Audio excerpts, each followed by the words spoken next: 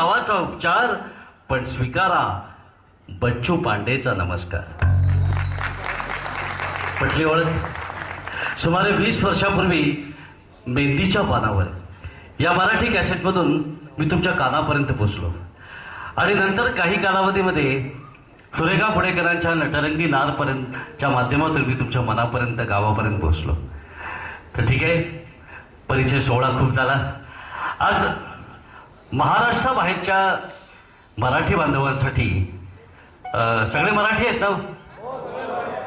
हां, नाही, मला वाटलं मध्ये मध्ये गुजराती वगैरे बोलावं लागतं की काय.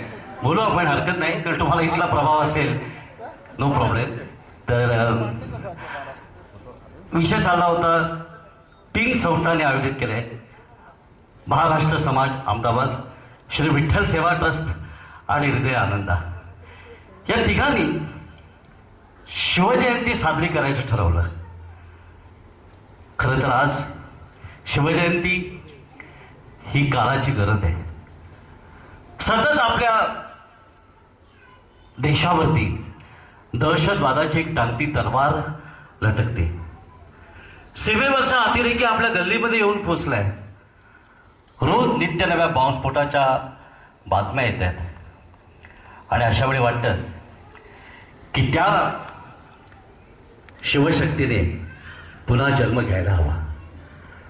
आणि मग आठवतात संतांचे बोल, अखेरीस त्याची ती आर्त हाक ऐकून साक्षात शिवप्रभूंना या मराठी मातीत जन्म घ्यावा लागला.